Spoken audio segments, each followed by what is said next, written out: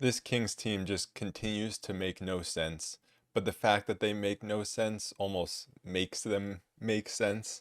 I think I saw someone on Twitter, I don't remember who it was, but they said, they were asking for a win pretty much, and they were like, can you at least be consistently inconsistent?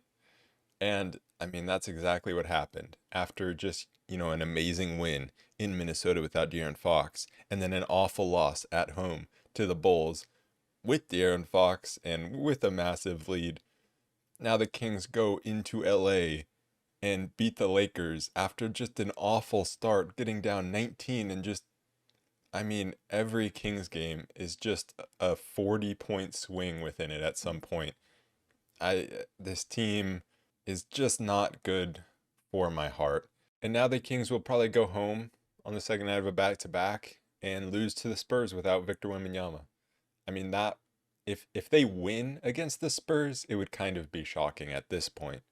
That would kind of be a shocking result, and that would be inconsistent with what we've seen with this team. We have to start with just how this game started, and it just felt like the Kings did not come to play at all, and I thought it was going to be over uh, just within the first half. The Kings, they could not defend the Lakers for one, and a lot of it was in transition. You had AD beating everyone down the floor, and when AD's beating everyone down the floor, even if he's not getting the ball and scoring, it's creating lanes for LeBron to get downhill, and when LeBron gets downhill, bad things happen if you're the other team. And then on the offensive end, you just had a lot of early shot clock threes, not a lot of penetration, just some sloppy moments, some weird turnovers. Kevin Herter was not playing well at all on either end. He wasn't defending well. D'Angelo Russell just went by him so easily. And then on the other end, everything looked out of sync with him. Didn't seem like he was making good decisions or shooting the ball well. And the Kings as a whole, I thought they got some good looks early on that they just missed. And then the Lakers were hitting their open shots. Like that was very early on. But then after those few open misses, then you're like, okay, you need to get inside now. And they didn't. Not for a while at least. And then you have the Harrison Barnes problem of him having to guard LeBron, which is just not good. But it's not just that he has to guard LeBron. Even when he like gets switched off, if you have him switched into the middle of the floor, like say you send bodies at LeBron and Harrison Barnes is the guy in the middle of the floor, that's probably the last guy you want in the middle of the floor defending because he's not going to be able to contest the shot really well if the opposing player in the middle of the floor decides to take it to the basket, and he's not going to be able to recover and get to someone in the dunker spot. There were also one moment where he just didn't step up to stop LeBron at all and help.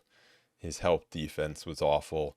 And when things are going well for Barnes and Herter, everything is just so good. It's amazing, when those guys are shooting the ball well and making things happen and everyone's connected defensively. But then you have these games, especially in the first quarter, where both of them just become unplayable. And to have two starters that consistently get played off the floor at times, that's just, that's not good, obviously. I think both of them, when they went out after their first stint, I don't think they came back in the second or in the rest of the first half. And so the Kings got down 19 points. There were some signs of life, like Malik Monk came in, was instant offense, and Keegan made some nice defensive plays around the rim.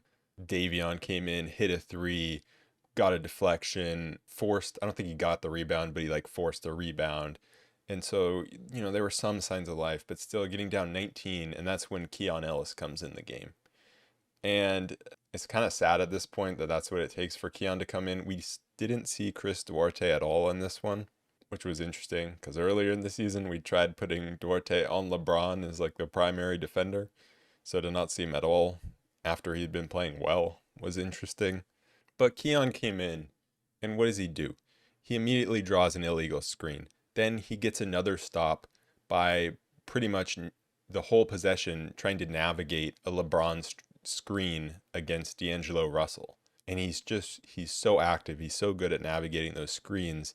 And then De'Aaron Fox turned it on offensively, and he was really good getting to the rim, attacking. And so to end that first quarter, the Kings were able to go on a 10-0 run. So from the point Keon Ellis came into the game, they went on a 10-0 run. It's kind of funny that Keon Ellis coming in and making such an impact happens in the same game where Davion Mitchell just goes 4 for 4 from three. And so they had them out there on the floor at the same time. And Davion, he had a really good game. But I think here's the problem. You have Mike Brown saying that he goes with Davion Mitchell because of the experience. But I think we've all seen throughout this whole season that Keon has played better. And I think the thing is, Davion, especially lately, like he's been knocking down his threes. And he's been playing well.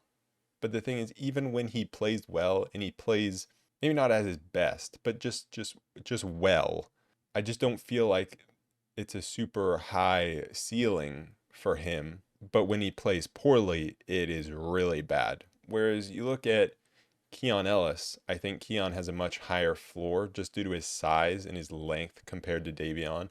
And also, I believe in Keon's 3-point shot a lot more. And he can just get more deflections. Like I feel like Keon is just Davion Mitchell defensively, except even longer, and then with a more consistent 3-point shot. And so yes, Davion had a good game and he has been playing better lately, but Keon needs to take those minutes. And obviously in this one, we play them both together, but that can't always be the case because you're not always going to play Herter 12 minutes in a game, play Barnes 15 minutes in the game, but also you're not going to want to play them both alongside a Malik Monk or a De'Aaron Fox. And so there are going to be times where either we go with the bigger wings or we go with Chris Duarte in there. And it's going to have to be a choice of one or the other. And to me, that choice is pretty clear at this point. And so I just hope it's not one of those moments. Like, yes, I'm happy that Davion played well, but at the same time, I'm like, I just hope that that doesn't mean that we're going to continue to see Davion instead of Keon Ellis, who also came in and made a big impact. But back to the team as a whole, you have in the second quarter just a massive turnaround. I mean, it was incredible to watch. The Kings outscored the Lakers 44-20 after being down 9 points going into the second quarter. And it was all about the Kings playing with pace and playing good physical defense and turning that into offense. You had Trey Lyles playing good defense on LeBron. You had him getting a strip, and then you have him with a great verticality. And both of those are just leading to the Kings getting out in transition and running. And Keon hit a big three to cut it to 6. And then Malik Monk and De'Aaron Fox were just incredible. Fox with 44 in this game on 19 for 32 shooting, and Monk 26, 10 for 19. And for Fox, you have 2 for 6 from 3. And so that means he made 17 field goals from within the arc. And so much of that was in the paint. And the Kings just absolutely killed the Lakers in the paint. It ended up being 76-50 points in the paint. Now you do look at the free throws and it's 12-25. So, you could say that's points in the paint. Also, this game definitely not officiated fairly, but it didn't matter. So who cares? I mean, De'Aaron Fox going to the free throw line only 5 times is insane. With the amount he was attacking and getting inside, I mean, he was so good in this game, relentlessly getting to the rim. I think in that second quarter, the Kings went 8 for 10 from the 3-point line, and in the entire game, they only hit 12 threes. So 8 out of their 12 threes were hit in the third quarter. And really a stat that I love about this game is them only hitting 12 for 31 from 3. I mean, that's like, it's a good percentage, 38.7%. That's really good or respectable, But then on the other side, you have the Lakers going 15 for 32 at 47%. Now, from a defensive side, it's not great, but also against the Lakers team, you kind of have to live with it when they have LeBron and AD and you're just trying to keep them out of the paint. But the Kings were able to win without outshooting the Lakers from 3, and they were able to win pretty convincingly at that. There were just such large portions of this game where just everything was right at the rim.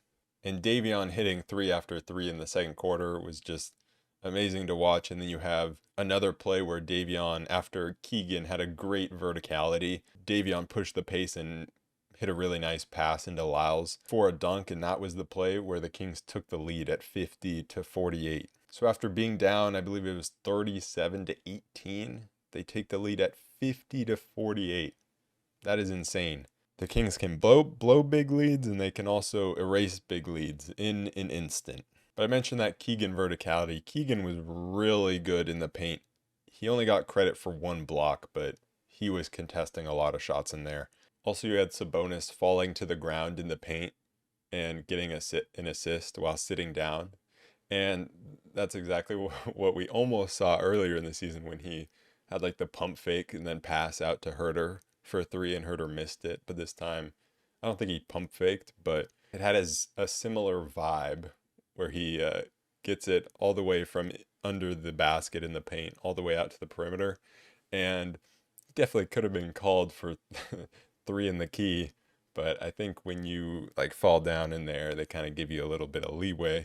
And then also just to top off an amazing second quarter and one of the best quarters the Kings have played all season, you have Mike Brown winning a challenge on an out of bounds call. Just amazing. Just an incredible effort on both ends. And so the Kings went into the halftime break up by 15. And during halftime, the way I was feeling was almost like it was tied, because you had the Lakers starting off really well and going on the big run, and then you have the Kings finishing it really well on the big run. And so with the way the game was going and the runs on both sides, I just felt like, I mean, we're probably going to blow this lead and it's just going to be a close game. And this game was really similar to the one they just played in Chicago in that way, I feel, where obviously against Chicago, they had a smaller lead, only 7 points at halftime. But then, the third quarter starts and they push that lead out. And I believe they got it up to a 22-point lead, just like against Chicago. But then it was kind of the same thing where they couldn't push it any further because then they stopped getting stops.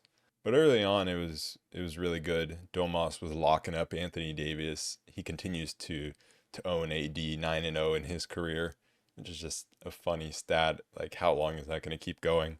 And Domas, without being able to knock down his jumper, and his finishing wasn't great either, he still had a really good game, putting up, his usual triple-double of 16, 20, and 12 with 2 steals. And I'll get to it later, but that steal on LeBron was hilarious.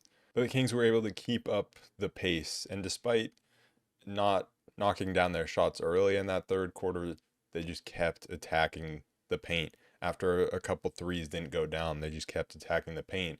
And it was all Fox just getting to the rim time after time. He had back-to-back and ones, and then he got to the rim 2 more times. And the Kings, I was a bit worried with that starting unit out there, because obviously Barnes and Herter were struggling. And Keegan came out, missed 2 threes. So I'm like, here we go. Again, it's going to be a replica of the first quarter, right? But the Kings did well defensively, and you had Keegan, Herter, and Barnes all getting deflections defensively. And Harrison Barnes was getting to the rim off of Sabonis creating for him. And then a really important part of this game is when Fox goes out in that third quarter. And that's obviously a big moment where the Lakers needed to take advantage of Fox, who had been killing them in the paint all game and especially all quarter. Like, they can take advantage and try to cut into the lead, but Sabonis just takes over. He got to the rim twice and scored, and then he was also creating for others. But the Lakers, they did take advantage a little bit, but the Kings were able to, maintain or extend the lead a little bit at the start. But then there were some mental lapses defensively, like not matching up correctly and letting LeBron just get straight to the rim with no help really coming. And then you had LeBron trying to take over. And the Kings went cold, and it just felt like, here we go again with like DeMar DeRozan. This time it's LeBron, where we couldn't extend the lead past that 22-point mark because we just got a little lazy defensively in a few moments. And then here comes a guy that just we can't stop at all, and he's going to get them back into this game. And so the Lakers got within 12, and then you had Mike Brown winning another challenge. Incredible. And this one was Jackson Hayes kneeing Malik Monk for a layup.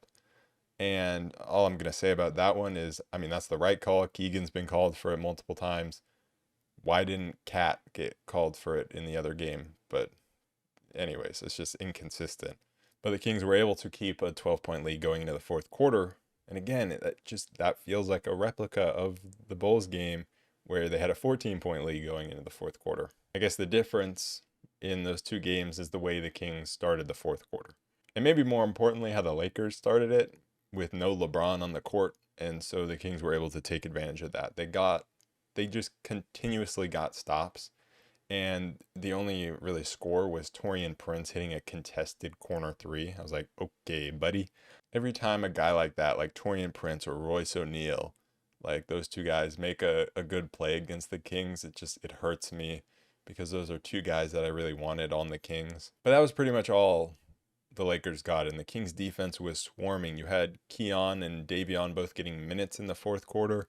And again, the Kings just kept the pace up, getting inside every time. You had Keon drawing the foul on D'Lo, who was super frustrated, and that was just beautiful to watch. But then here's where it gets a little nerve-wracking. It feels like the Kings always give up big runs after they miss a transition opportunity. It's always the missed opportunity in transition that then leads to the other team pushing it in transition and scoring. I feel like that's always the start of these runs against the Kings. And that's kind of what happened where you have a 3-on-1. That might have been the one where Sabonis just straight takes it from LeBron, which was hilarious. And he almost did it again. But they pushed 3-on-1. Keon contested layup. He doesn't get it to go. And then LeBron just comes up and pushes Sabonis in the back to get the rebound. And there's no call. And they go down the other end. And I think Rui Hachimura hits a three or someone. And then you have Fox coming back the other way, trying to push, but he pushes into 4 Lakers defenders for some reason, just like trying to draw a foul and turns it over. It's just like, here we go. And there were multiple times in this game. Like, I loved Fox's aggressiveness, and obviously he wasn't getting the foul calls that he should have. But there were some moments where I think the frustration got the best of him, where he only looked to try to get a foul call and it hurt the Kings. And I think after that play where he thought he got fouled, it was one of them where he just kept going ISO time after time. And that just really hurt the Kings offense. And it felt like the Kings are just like not learning. Here we go again, more ISO ball with 6 minutes to go. Like, you're going ISO every single possession with 6 minutes to go. Come on. And the Lakers started chipping into the lead, and it was very much a here we go again moment. And so Mike Brown called the timeout with like 4 minutes 30 seconds to go, I think it was, and no doubt he said, move the ball. And so the Kings started, and Malik Monk came back into the game. That was another important part of that timeout. And so they started moving the ball, actually utilizing screens again, and Monk and Fox were able to get enough at the rim after that point. And there was also a huge offensive board by Sabonis and put back that he just grabbed right over Anthony Davis. That was a huge moment to push the lead to 14, and it felt like that kind of sealed it. But then even after that, there were just more offensive boards. Lakers looked gassed. Sabonis, Keegan getting on the offensive glass, Lyles, and then Fox kind of took over at the end to make sure that we really had it in the bag. And so it was a really good win. Just continuously pushing the pace and remaining dedicated to that and getting everything inside. After, a start where we just were chucking threes from the perimeter, they really turned it around. Defensively, definitely wasn't the best game ever. When you allow 37 points and 35 points in a quarter, that's not great, and it just shows the limitations against a guy like LeBron, where we just don't have a guy that can guard him. I still think probably putting Keegan on him would be the answer, because there are just times where Barnes gets blown by so badly that the help just can't get there. Obviously, I understand why they put Barnes on him, but I would like to see them try Keegan at least. And like, we put Lyles on him. No way that's going to work. Lyles is just as slow as Barnes defensively. But when you have Fox and Monk both having it going at the same time, and Sabonis doesn't miss every shot at the rim, then the Kings are hard to beat. I think in the middle of that Bulls game, or no, maybe it was the game before that. I think it was that Bulls game. Like early on, I was like, "Ooh, Fox and Monk both have it going. Kings are hard to beat." And then you just have Sabonis missing every shot. Although Monk didn't have the best game either. I don't think I really ever talked about Alex Len. He played 10 minutes and had an interesting game. He picked up 4 fouls in those 10 minutes. Also went 0 for 2 and had a turnover. And so that doesn't look great. And it wasn't the best Alex Len game, but it also wasn't horrible. He still did provide some rim protection. Got dunked on by LeBron. That's not great. Got blocked at the rim on a dunk attempt. Not great. Also, there's a moment where Fox felt like he had an open jumper in the mid range and decided not to take it and passed it off to Len way too far from the basket. I feel like that is something I didn't really talk about in the game against Chicago, where against Chicago, it felt like we passed up a lot of good looks to then either turn the ball over or get bad looks. And so that was another one of those moments, but the Kings did that a lot less in this game. Like that was the only moment where the Kings really passed up a shot that led to a turnover that I can remember from this one. Lyles has kind of been struggling from three recently, and he when I'm talking about passing up shots against the Bulls, he's the main culprit that I'm talking about late in that game. Again, I understand why he was passing up those shots because he was playing the five and it was clutch time and you're trying to get it to Fox, but he hasn't been as good from deep lately, but he's a very hot and cold player. So he'll start lighting him up soon, I'm sure. And his rebounding is always good. I mean, I think the Kings rebounding in general was really good in this game, led by Sabonis with the big beef 20 boards. And Keegan didn't have a great game, didn't offensively didn't shoot the three very well. But like I talked about earlier, I thought he was a presence around the rim. It was really good defensively, especially around the rim. Like he had that block on Austin Reeves where it felt like he had no chance of getting it, and just somehow he gets to it and blocks it. But that's about it for this game. I mean, it was just a big win. Like I would much rather win this game against the Lakers than against the Bulls. Why not both? But if I had to pick one, definitely pick the Lakers one because they were trying to chase us down in the standings. But now, tomorrow, we play against the Spurs, and they are without Victor Wembanyama. So word is truly out. And you know, it's funny. At the end of this game against the Lakers, like the very end, LeBron went back to the locker room with like just enough time where the Lakers maybe could still come back. And I'm like, they're really trying to game the system here. They're like, man, we're losing this game. It's at the very end. Might as well just throw a Hail Mary and see if this curse of the Kings losing to shorthanded teams really is true and works if you pull the guy with like 3 minutes left in the fourth quarter. But the Spurs obviously know, so they're not playing Victor Wembanyama, so they're going to probably win. I think both games the Kings played against the Spurs were too close for comfort this season so far, but they have won both of them. And like I know, you know, obviously there's this thing about the Kings losing to shorthanded teams, but Victor Wembanyama being out for the Spurs is just such a massive deal. Like there just should be no way this is even close. But I don't truly believe that that's what will happen, you know. But I just there this cannot be a close game. The Kings should win this so easily.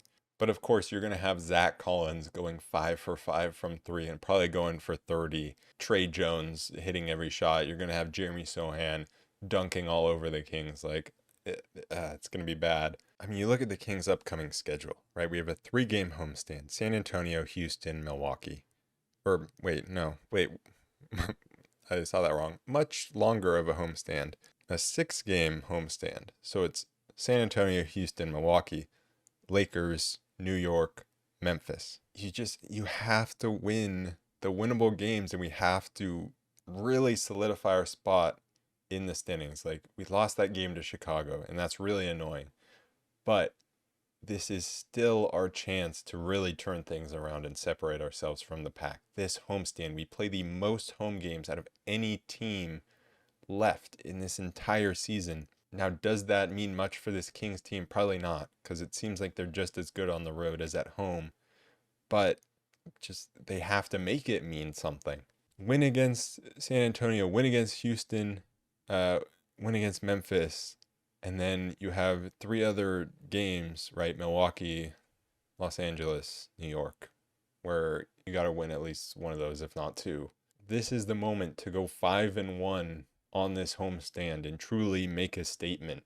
All season, the Kings have just been up and down, but they've put themselves in a position, especially with the way other teams around them in the West are playing, where they're all up and down as well. They're still in this position where just if they make this decisive run right now, they can still separate themselves from the pack and not make the end of the season super stressful. But I mean, it'll probably be super stressful either way, but they could really put themselves in a good spot. They still have that opportunity to do so.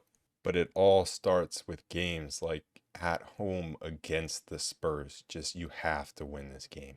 Anyways, that is it for this episode of the Roll Report. I will be back tomorrow night to recap that game against the San Antonio Spurs. Peace.